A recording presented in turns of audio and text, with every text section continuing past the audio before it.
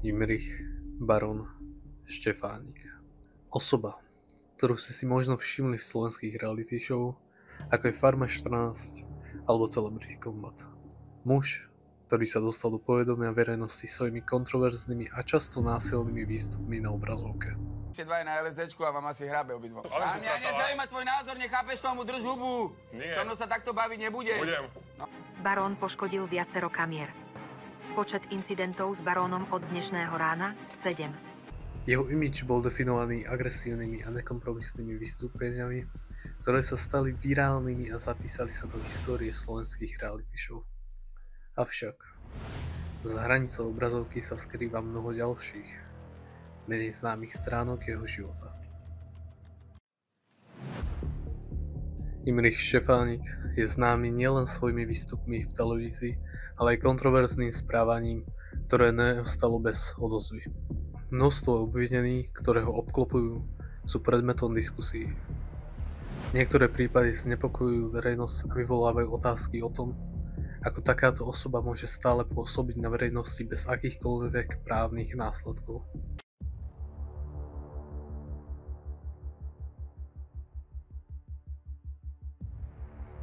Medzi najzávažnejšie obvinenia patrí nelegálne správanie voči mladým dievčatám.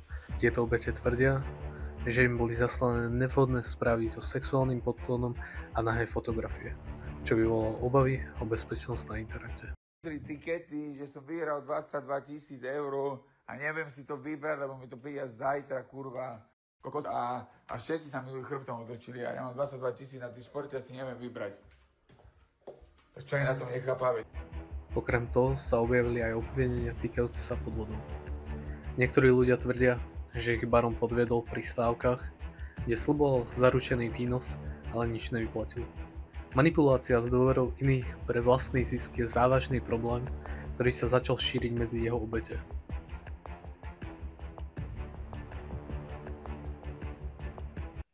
Tento prípad nie je izolovaný a problém týkajúci sa podvodov, zneužívania dôvery a nevhodného správania sa dotýka mnohých ľudí. Tento problém sa dostal do širšej verejnosti aj vďaka niekoľkým youtuberom, ktorí sa rozhodli upozorniť na nelegálne a neetické správanie niektorých jednotlivcov.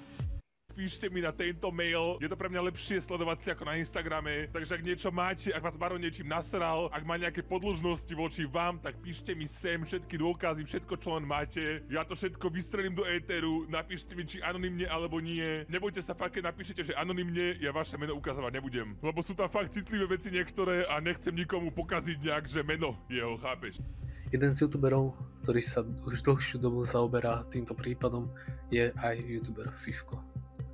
Svojimi videami a informáciami sa pokúša vyvolať diskusiu a prispieť k rozšíreniu povedomia o nebezpečenstve, ktoré podobní ľudia predstavujú.